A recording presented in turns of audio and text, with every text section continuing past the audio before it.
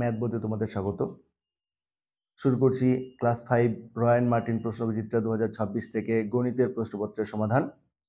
আজকে আমরা Krishnanagar government high স্কুলের সেকেন্ড ইউনিট টেস্টে আসা প্রশ্নপত্রের সমাধান করব। চলো শুরু করি।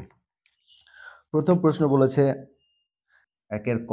কি বলেছে দেখো, বলেছে 1 3 যোগ 1 9 যোগ 1 18, এটার মান কত হবে? আমাদের যদি এটা করতে হতো তাহলে আমরা কি করতাম? প্রথমে আমরা 3 9 18 এদের লসাগু করে নেব। ঠিক আছে, 3 9 18টাকে 3 9 18 হচ্ছে যে কটা ভগ্নাংশ দেওয়া আছে তাদের হর, অর্থাৎ হরের লসাগু করব। তাহলে 3 দিয়ে প্রথমে করছি, 3 দিয়ে উৎপাদক বিশ্লেষণ করলে 3 1 3, 3 3 9, 3 6 18। দেখো আবার 3 দিয়ে যাবে, 1 পড়ে গেল, 3 1 3, 3 2 6। তাহলে অতএব লসাগু হলো, লসাগু কত? 3 গুণ 3 গুণ 2। ঠিক আছে, 3 3 9 2 18। ঠিক আছে, এবার তাহলে আমরা লিখে নেব এখানে 18। ঠিক আছে, এবার দেখো 3 কতই 18? 3 6 18, তাহলে 1কে 6 দিয়ে গুণ করতে হবে। তাহলে 1 গুণ 6, যোগ চিহ্ন আছে, যোগ চিহ্ন লিখে দিলাম। 9 2 18, তাহলে 1কে 2 দিয়ে গুণ করতে হবে। যোগ 18 1 18, তাহলে 1কে 1 দিয়ে গুণ করতে হবে। বোঝা গেল? এবার লিখছি 6 2 1 18, তাহলে কত হলো? 6 2 8 আর 1 9 এর 18। দেখো এবার 9 দিয়ে কাটাকুটি যাবে না, 9 1 9, 9 2 18, তাহলে কত হলো? 1 এর 2। বুঝে গেছে? এই অঙ্কটা এইরকম হবে। চলো তারপরের অঙ্কটা আমরা করে নিচ্ছি। তারপরের অঙ্কটা বলেছে শূন্যস্থান পূরণ করতে। বলছে এটা কিরকম ভগ্নাংশ, খেয়াল করে দেখো। 1 এর খ দেওয়া আছে 9 এর 7। ঠিক আছে, তো আমরা এখানে দেখছি অতএব লব সমান 9, হর সমান 7। ঠিক আছে, যেহেতু লব হরের থেকে বড়, তার জন্য এটা কি হবে? যেহেতু লবটা হরের থেকে বড়, তার জন্য এটা হবে অপ্রকৃত ভগ্নাংশ। অপ্রকৃত ভগ্নাংশ, অপ্রকৃত ভগ্নাংশ। যদি আবার লব লেস দেন হর হতো, অর্থাৎ লব যদি হরের থেকে ছোট হতো, তাহলে কি হতো? প্রকৃত ভগ্নাংশ।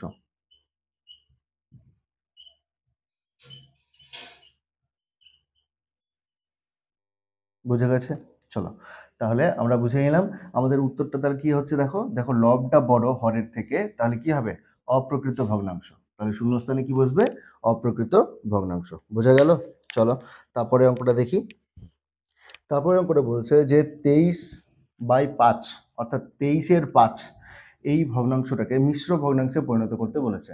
মিশ্র ভগ্নাংশ মানে কিরকম করে? একটা পূর্ণ সংখ্যা থাকবে আর একটা প্রকৃত ভগ্নাংশ থাকবে। তাহলে এটা গ নম্বর।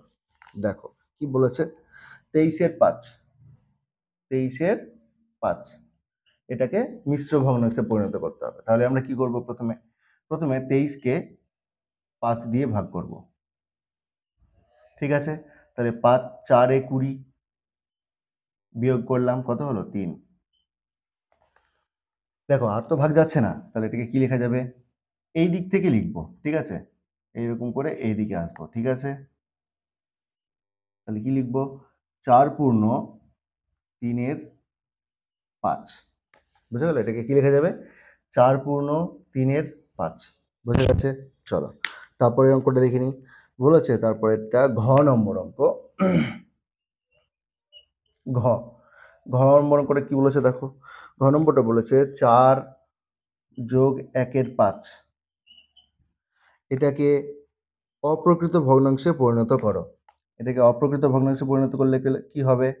দেখো লসাগু কত হবে? 5। এটাকে অপ্রকৃত ভগ্নাংশে পরিণত করলে কি হবে? দেখো এই দুটো ভগ্নাংশ, এর নিচে কত আছে? 1, 1 আর 5 এর লসাগু কত? 5। তাহলে 1 কে কত দিয়ে গুণ করলে 5 হবে? 5 দিয়ে। তাহলে 4 কে 5 দিয়ে গুণ করতে হবে। ঠিক আছে? যোগ 5 একে 5, তাহলে 1 কে 1 দিয়ে গুণ করতে হবে। ঠিক আছে? তাহলে দেখো 4 5 এ 20 যোগ 1 একে 1 ভাগ 5, তাহলে কত হলো? 21 এর 5। বুঝে গেছে? চলো তারপরের অঙ্কটা দেখে নিই এবার।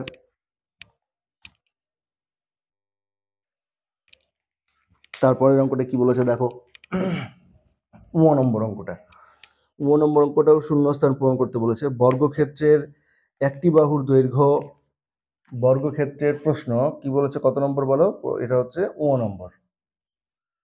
বর্গক্ষেত্রের একটি বাহুর দৈর্ঘ্য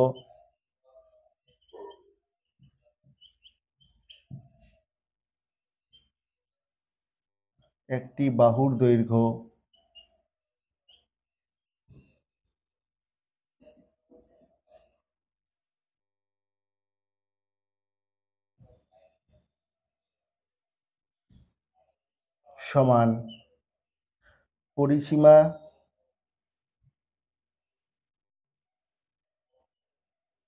ভাগ 4। পরিসীমা ভাগ 4, বুঝে গেল? তাহলে শূন্যস্থানে কি বসবে? এই পরিসীমাটা বসবে। বুঝে গেছে? চলো তারপর চ নম্বর অঙ্কটা। ছ নম্বর অঙ্কটা কি বলেছে দেখো। একটি আয়তাকার বাগানের দৈর্ঘ্য 40 মিটার, প্রস্থ 15 মিটার। বাগানের চারিদিকে বেড়া দিতে কত বেড়ার প্রয়োজন? খেয়াল করে দেখো। তাহলে একটা আয়তাকার বাগানের ছবি আঁকছি আমরা প্রথমে। খেয়াল করে দেখে নাও কি বলেছে, যে দৈর্ঘ্য বলেছে 40 মিটার, 40 মিটার, প্রস্থ বলেছে 15 মিটার। ঠিক আছে? এবার বাগানের চারিদিকে বেড়া দিবে। তাহলে বেড়া দিবে মানে কি বের করতে হবে দেখো। বেড়া দিতে হলে কি করতে হবে? এইটা বেড়া দিবে, এইটা বেড়া দিবে, এইটা বেড়া দিবে, আবার এইটা বেড়া দিবে, তবে তো চারিদিকে বেড়া দেওয়া হবে। তাহলে দেখো, চারিদিকে বেড়া দেওয়া মানে আয়তক্ষেত্রের পরিসীমা বের করা। ঠিক আছে? তাহলে অতএব কি বলেছে, কত মিটার বেড়ার প্রয়োজন? তাহলে বেড়ার প্রয়োজন সমান জমির পরিসীমা, জমির পরিসীমা, জমির পরিসীমা। তো জমির পরিসীমা কি? জমির পরিসীমা হচ্ছে 2 গুণ দৈর্ঘ্য যোগ প্রস্থ। এই তো? তাহলে কি হবে? 2 যোগ 40 যোগ 15, কত হবে দেখো? 2 গুণ 55, 2 গুণ 55 সমান কত? সমান হচ্ছে 110 মিটার। 110 মিটার। বোঝা গেল? তারপরের অঙ্কটা সরল করতে বলেছে, দেখে নাও কি বলেছে কিভাবে। কত নম্বর বলো এটা? 6। কি বলেছে দেখো। 6 গুণ 5 গুণ 4 ভাগ 8 ভাগ 5 গুণ 7। এই তো বলেছে। দেখে নাও তাহলে কি করবো এটাকে। দেখে নাও তাহলে করছি। দেখো 6 5 30, 30 4 120, তাহলে লিখে দিচ্ছি এখানে 6 গুণ 5 4 20 ভাগ 8 ভাগ 5 গুণ 7। এই তো? দেখো তাহলে 6 20 কত? 120 ভাগ 8, 8 ভাগ 5 গুণ 7। 120কে 8 দিয়ে ভাগ করলে হয় 15, যেহেতু 15 8 120 ভাগ 5 গুণ 7। এবার 15কে 5 দিয়ে ভাগ করলে কত? 3 গুণ 7 সমান কত? 21। বুঝা গেল? তাহলে সরলের উত্তর কত হলো আমাদের? 21। চলো তারপরে অঙ্কটা দেখি।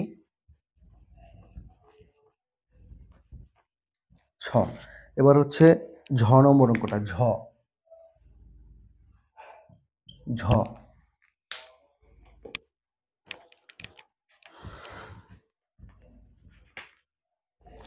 ঝ নম্বর করে কি বলেছে দেখো, সমান 100 ভাগের 57 ভাগকে, সমান 100 ভাগের 57 ভাগকে, তাহলে কি লেখা যাবে এটা? 57 ভাগ 100 না, 100 ভাগের 57 ভাগ, 100 ভাগের 57 ভাগ, এটাকে দশমিকে প্রকাশ করতে হবে। যদি কোনো সংখ্যাকে 10, 100 বা 1000 এরকম কোনো কিছু দিয়ে ভাগ করা থাকে, তাহলে একদম সহজ নিয়ম হলো তোমাকে দেখতে হবে যে কটা শূন্য আছে। দুটো শূন্য, তাহলে 2 ঘর আগে দশমিক, তাহলে কি বসবে? 1 ঘর 2 ঘর, তাহলে 2 ঘর আগে দশমিক, তাহলে 5, 7। হঠাৎ করে তো শূন্য দশমিক দেখা যাবে না, তার জন্য তার সামনে একটা শূন্য, তাহলে হলো এটা। বোঝা গেছে? এটা হচ্ছে ঝ নম্বর। তারপরে সরি, এটা বর্গীয় জ নম্বর ছিল। ঠিক আছে, এবার আমরা ঝ নম্বরটা করব। ঝ কি বলেছে দেখো, শূন্যস্থান পূরণ করো। আয়তাকার চিত্রের অর্ধ পরিসীমা, আয়তাকার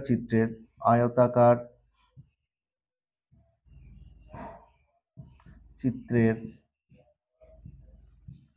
অর্ধ পরিসীমা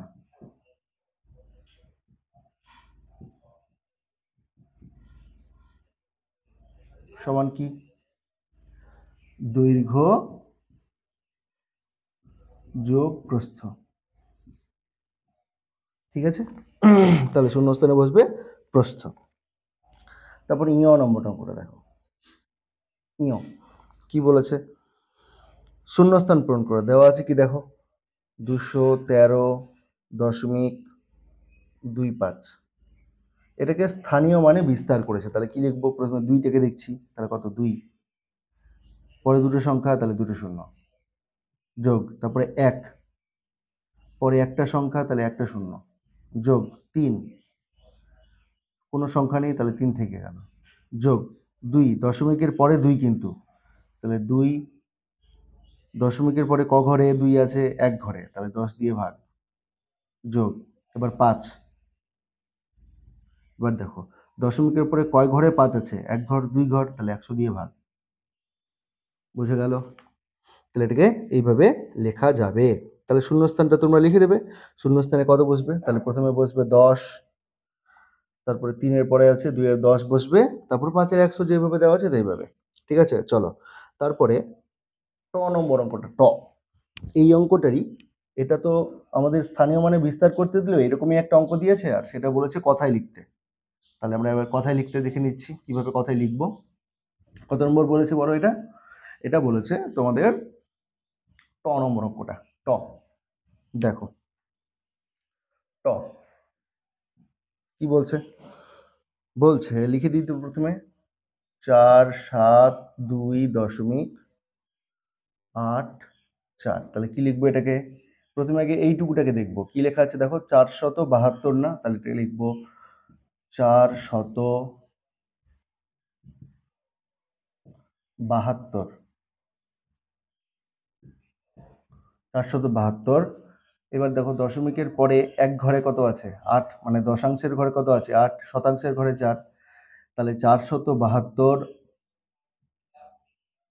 8 দশাংশ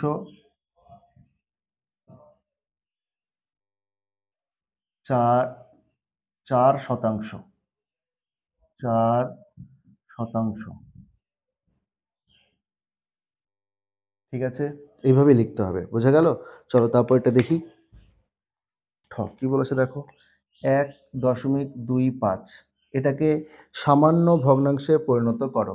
তাহলে কি লিখবো এটাকে দেখো, প্রথমে দশমিক মনে করব যে নেই, তাহলে সংখ্যাটা কত হবে বলো? 125। ঠিক আছে, তারপরে দেখো দশমিকের জন্য নিচে দিকে নিব 1, দশমিকের জন্য 1, দশমিকের পরে কয় ঘর? 2 ঘর, তাহলে দুটো শূন্য। বুঝে গেল? এইবার আমরা এটাকে 25 দিয়ে কাটাকুটি করব। 25 5-এ 125, 25 4-এ 100, তাহলে কত হবে? 5-এর 4। বুঝে গেল? তাহলে সামান্য ভগ্নাংশটা কত হলো বলো? 5-এর 4। এটা ঠ নম্বরটা। এইবার ড নম্বর অঙ্কটা। ড কি দেওয়া আছে দেখো, ড নম্বরে করে দেওয়া আছে 8.05। এটা টাকা আর পয়সায় লিখতে বলেছে। এটা কি লিখতে হবে? এটা হবে 8 টাকা 5 পয়সা। ঠিক আছে, এটাকে লিখতে গেলে এইভাবে লিখতে হবে। এরপরে দেখো ঢ নম্বর অঙ্কটা। ঢ নম্বর অঙ্কটা এটার ঠিক উল্টো, অর্থাৎ ছয়ের ঠিক উল্টো। ঢ নম্বরটা দেখে নাও। ঢ নম্বরটা কি বলেছে? 23 ভাগ কত? 1000। ঠিক আছে, দেখে নাও। তাহলে আমরা কি করব? কোনো সংখ্যাকে যদি 10, 100, 1000 বা 1 লক্ষ এরকম যদি কোনো কিছু দিয়ে ভাগ থাকে, তাহলে কিন্তু ঘাবড়ানোর কিচ্ছু নেই। শুধু দেখতে হবে আমাদের যে নিচের দিকে কটা শূন্য আছে। কটা শূন্য আছে? 1টা, 2টো, 3টে। ঠিক আছে, তার আগে কি আছে? 1। তাহলে ব্যাস, এবার আমাদের কিন্তু নির্দিষ্ট একটা আকারে রয়ে গেছে। এবার আমরা খুব সহজে এটাকে সমাধান করতে পারবো। দেখো কিভাবে। 1, 2, 3, তাহলে 3 ঘর আগে দশমিক। 1, 2, 1, 2, ওই যে 3, তার আগে দশমিক। 3 ঘর আগে দশমিক। তাহলে দশমিক হঠাৎ করে দেখা যাবে না, তার জন্য একটা শূন্য। 0.023। বোঝা গেল? মানে 3টে শূন্য, তার আগে 1, মানেই হচ্ছে যে 3 ঘর আগে দশমিক। তাহলে 2 ঘর তো ছিলই, 1 ঘর নিলাম, 3 ঘর আগে দশমিক। বোঝা গেল? তারপরেরটা।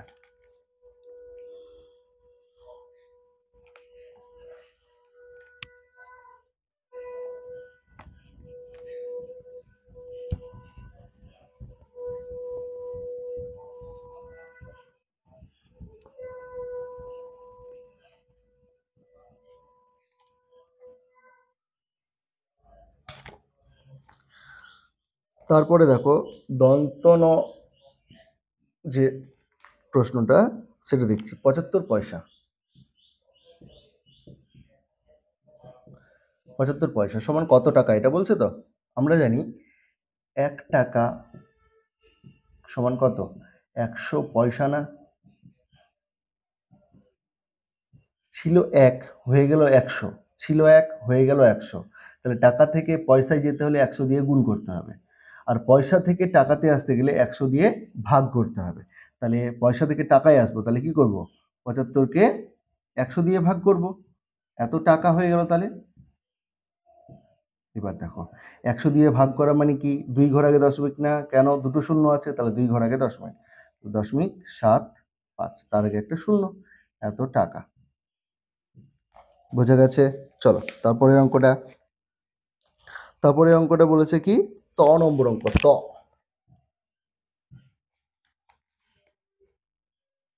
সরি, এটা মূর্ধন্য ছিল। ত নম্বর অঙ্কটা কি বলেছে? 140টি ইটকে বর্গাকারে সাজালে প্রতিটি সারিতে কটি করে ইট থাকবে? আমাদের প্রশ্নটা কিন্তু ভুল বলে দিয়েছে। এখানে কিন্তু 144টা হতো, 144 হতো। ঠিক আছে, আমাদের প্রশ্নটা একটু ভুল বলে দিয়েছে। এখানে বলেছে 144টি ইটকে বর্গাকারে সাজালে প্রতি সারিতে কত করে ইট থাকবে। তাহলে আমরা কি করব? এই যে 144 যে সংখ্যাটা বলেছে, 144-এর আমরা উৎপাদক বিশ্লেষণ করব। তাহলে 2 দিয়ে করছি। 2 7 14, 2 2 4, আবার 2 দিয়ে করছি। 2 3 6, 1 2 12, 2 6 12। আবার দেখো 2 18-তে 36, আবার দেখো 2 9 18, আবার দেখো 3 3 9। বোঝা গেল?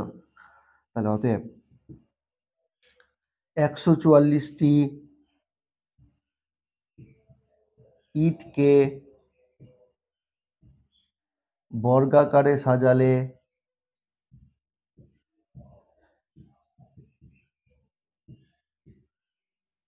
প্রতি সারিতে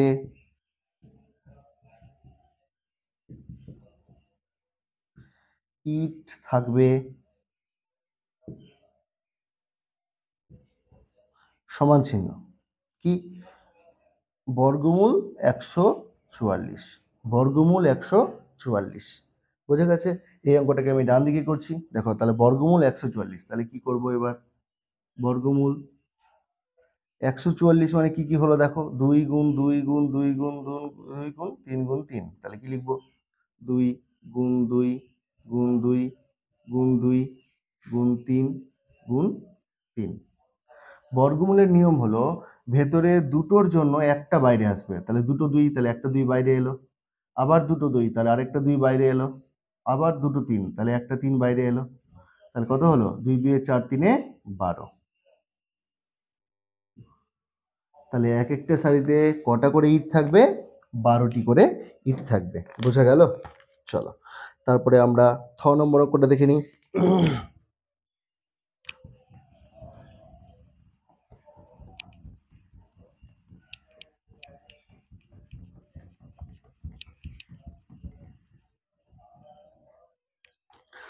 থ নম্বর অঙ্কটা বলেছে, দেখো থ নম্বর অঙ্কটা বলেছে 135 থ 135.00 বিয়োগ 78.50। এই তো বলেছে। এইটাকে দুই রকম ভাবে করা যায়। একটা হচ্ছে দশমিকের নিয়ম অনুসারে, আর একটা আমরা টাকা পয়সা দিয়ে করতে পারি। যেহেতু এখানে আমাদের বলে দিয়েছে টাকা, আচ্ছা টাকা দিয়ে বলে দিয়েছে, চলো তাহলে আমরা করছি। এটাকে পাশে লিখে নিচ্ছি। দেখো 135.00। আমরা দেখছি কি দশমিকের পরে 2 ঘর আছে এখানেও, দশমিকের পরে 2 ঘর আছে এখানেও, তাহলে এটাকে কিরকম লিখবো? 78.50। ঠিক আছে, বিয়োগ করতে বলেছে, বিয়োগ করলাম।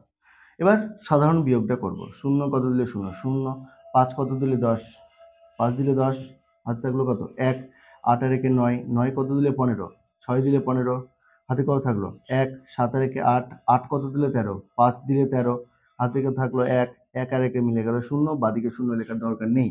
তাহলে কত হলো বলো? 56.50। বোঝা গেছে? আরেকটা পদ্ধতি হলো, যেহেতু এটা টাকায় দেওয়া আছে তাহলে এটাকে কি লেখা যাবে? অতএব 135.00 টাকা বিয়োগ 78.50 টাকা।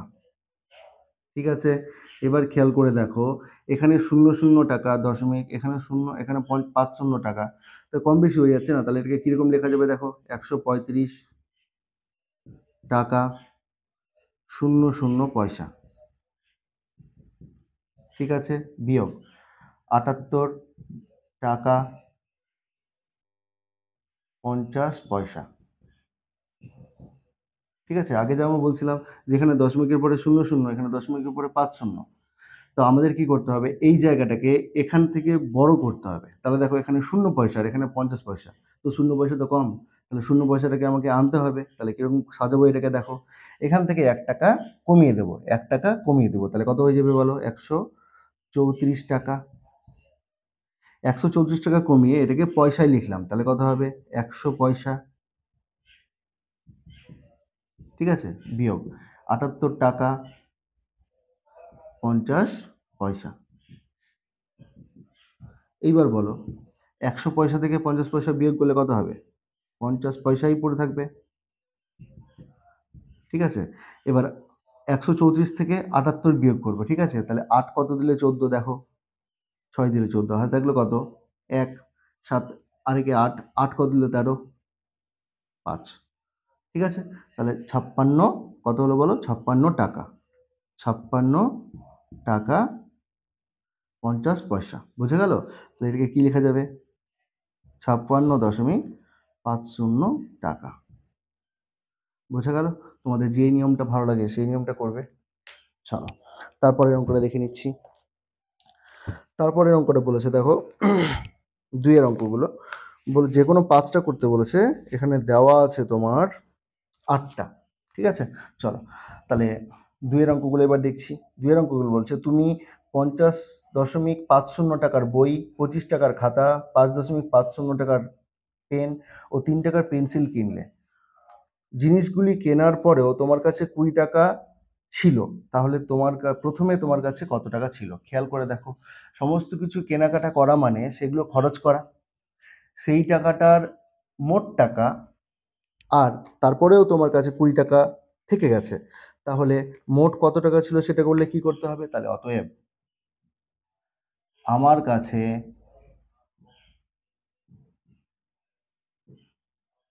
টাকা ছিল কি? সবগুলোর যোগ। তাহলে কত কত যোগ দেখো, 50.50 যোগ 25 যোগ 5.50 যোগ 3 যোগ 20, বোঝা গেল? তাহলে এত টাকা ছিল। এই যোগটা যদি এরকম সারিবদ্ধভাবে নাও করতে পারি, তাহলে আমরা ডান দিকে রাফে করে নেব। চলো রাফেই করে নিচ্ছি। তাহলে কি দেওয়া আছে দেখো, 50.50, তারপর কত 25.00, 5.50, 3.00, 20.00। বোঝা গেল? সবগুলোকে যোগ করছি। দেখো এবার সবগুলো শূন্য, তাহলে 0, 5 আর 5 মিলে হলো 10-এর 0, হাতে থাকলো 1, 3 আর 1-এ 4, 4 আর 5 9, 9 আর 5 14, 14 আর 4, হাত থাকলো 1, 2 আর 2 4, আর 1-এ 5 আর 5 10, তাহলে কত হলো বলো? 104 টাকা। বোঝা গেছে? চলো তারপরের অঙ্কটা কি বলেছে? খ নম্বরটা সরল করতে বলেছে। এটা ক নম্বর।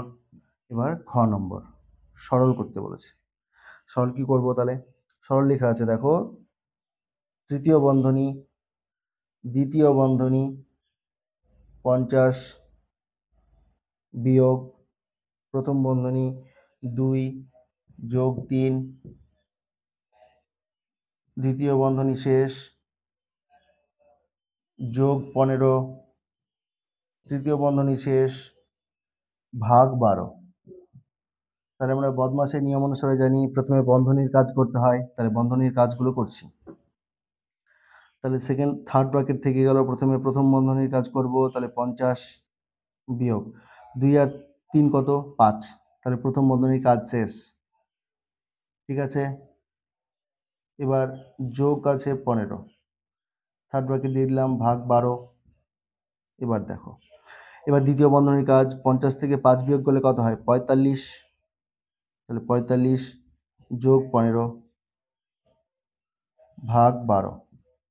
45 আর 15 যোগ করলে কত হয়? 60 ভাগ 12। তাহলে 60কে 12 দিয়ে ভাগ করলে কত হয়? 5। তাহলে অ্যান্সার কত হলো? 5। বোঝা গেল? তাহলে অ্যান্সার হলো 5। তারপরে অঙ্কটা এবার দেখছি গ নম্বর অঙ্কটা। একটু পড়ে নাও তোমরা। গ নম্বর অঙ্কটা বলেছে যে একটি আয়তাকার খেলার মাঠের পরিসীমা 256 মিটার, দৈর্ঘ্য 74 মিটার হলে মাঠটির ক্ষেত্রফল কত?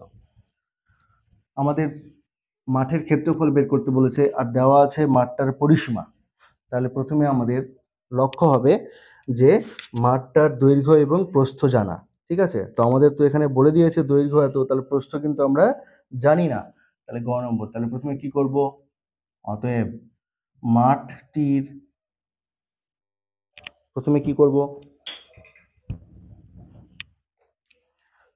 করব? মাঠটির অর্ধ পরিসীমা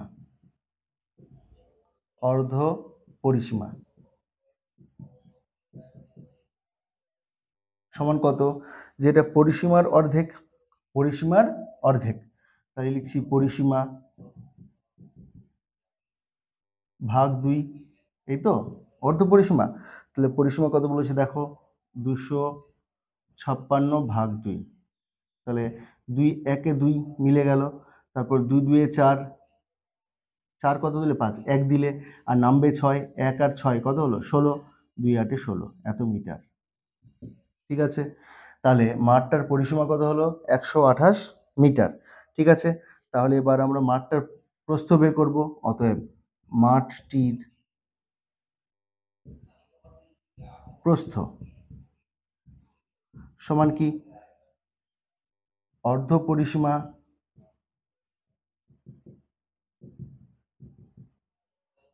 বিয়োগ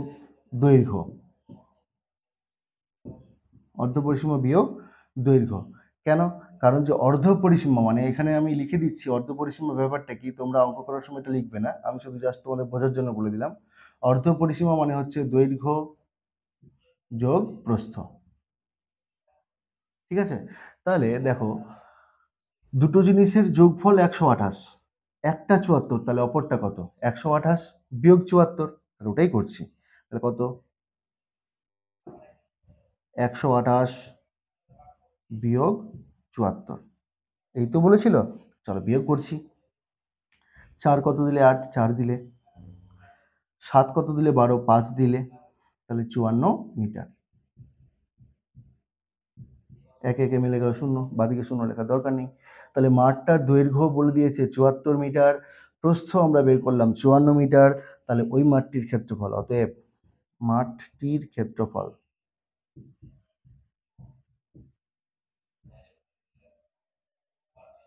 যেহেতু মাঠটা আয়তকার, তাহলে কি হবে? দৈর্ঘ্য গুণ প্রস্থ। ঠিক আছে, তাহলে কি হবে বলো? ৭৪ গুণ ৫৪। তোমরা গুণটা করে নেবে পাশে, আমি সরাসরি করে দিচ্ছি। ৪ ৪ ১৬, ৬, হাত থাকলো ১, ৭ ৪ ২৮, ৫ ৪ ২০, ২০ আর ২৮ হচ্ছে ৪৮, আর ১ ৪৯ এর ৯, হাতে থাকলো ৪, ৫ ৭ ৩৫ আর ৪ ৩৯, এত বর্গ মিটার। ঠিক আছে, চলো তোমরা যদি এই গুণটা না করতে পারো তাহলে পাশে রাফে করে নেবে। ঠিক আছে, চলো তারপরের অঙ্কটা। ১০ পূর্ণ ৫-এর ৭ বিয়োগ ৫ পূর্ণ ৪-এর ১৪। এই তো বলেছে। চলো এটাকে আমরা সাজিয়ে নিচ্ছি। ১০, এটাকে লেখা যাবে ১০ যোগ ৫-এর ৭। এটাকে লেখা যাবে, যেহেতু বিয়োগ করছি তাহলে কি লেখা যাবে এটাকে? ৫ বিয়োগ ৪-এর ১৪। যেহেতু বিয়োগ আছে তার জন্য সবগুলো বিয়োগ হয়ে গেল। যদি যোগ থাকতো তাহলে কিন্তু এরকমই লিখতাম। এইটাকে লেখা যায় এইভাবে, ৫ যোগ ৪-এর ১৪। এটাকে কাটাকুটি করা যাবে না। ২ ২ এ ৪, ২ ৭ এ ১৪। তাহলে কি লেখা গেল দেখো? ১০ যোগ ৫-এর ৭ বিয়োগ ৫ বিয়োগ ২-এর ৭। এই তো? তাহলে কি লেখা যাবে দেখো? ১০ বিয়োগ ৫ যোগ, বা এরকম বন্ধনী না দিলেও কোনো অসুবিধা নেই, ৫ যোগ ৫-এর ৭ বিয়োগ ২-এর ৭। তাহলে কত হবে দেখো?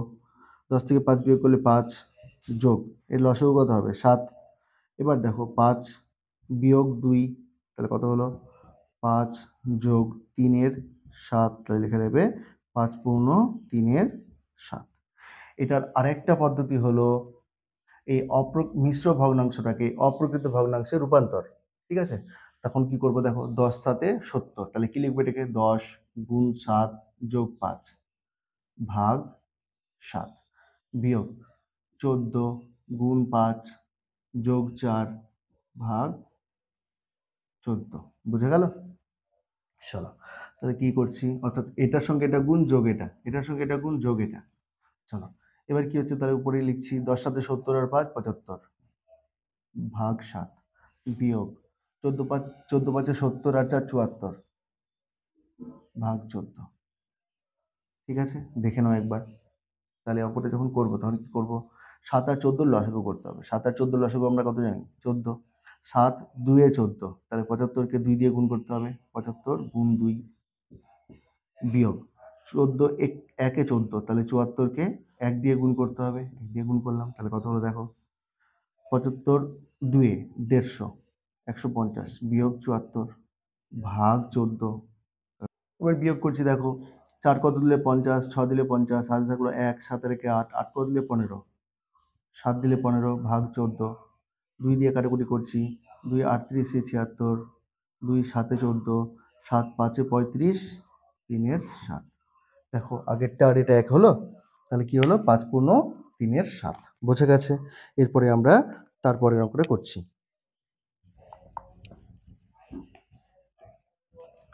তারপরের অঙ্কটা কি বলেছে দেখো? তারপরের অঙ্কটা বলেছে তুমি ১৫-এর ৮ কিগ্রা চাল কিনেছো, তোমার দাদা ১৩-এর ১০ কিগ্রা চাল কিনেছে, তোমরা দুজনে মোট কত কিগ্রা চাল কিনেছো? নম্বরটা করতে হবে, তাহলে কি? দুটোর যোগ, ভগ্নাংশের যোগ করতে তো তোমরা জানোই, তাহলে তোমরা নিজেরা করবে এটা।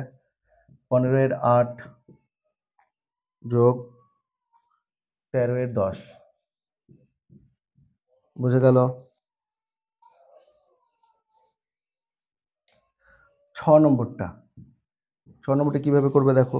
একটি বাসের ২-এর ১৩ অংশ লাল, ১-এর ৩ অংশ সবুজ, ৮-এর ৩৯ অংশ হলুদ রং করেছি, কত অংশ রং করা বাকি আছে? সম্পূর্ণ মনে করবে, আচ্ছা করে নিচ্ছে, এটা মনে করি সম্পূর্ণ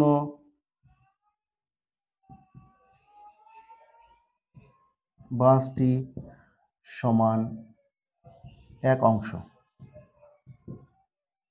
ঠিক আছে, অতএব রং করা হয়েছে, কি করতে হবে, সবগুলোকে যোগ করতে হবে। 2-13 যোগ 1-3 যোগ 8-39 যোগ করব। রং করা বাকি আছে কতটা, অতএব রং করা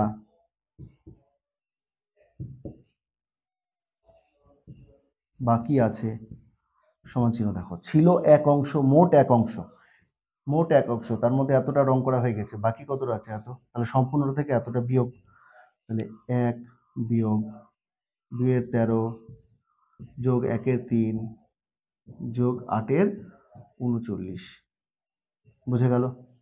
এটা তোমরা তাহলে নিজেরা করবে। চলো, তারপর 6 নম্বর অঙ্কটা আমরা ছেড়ে দিচ্ছি, 6 নম্বর অঙ্কটা তোমরা নিজেরা করবে। ঠিক আছে, বর্গীয় জ নম্বর অঙ্কটাও ঠিক একই রকম। 12.2-3 মিটার লম্বা একটি দড়ির থেকে 2.5-11 মিটার কেটে নিলে কত মিটার পড়ে থাকবে?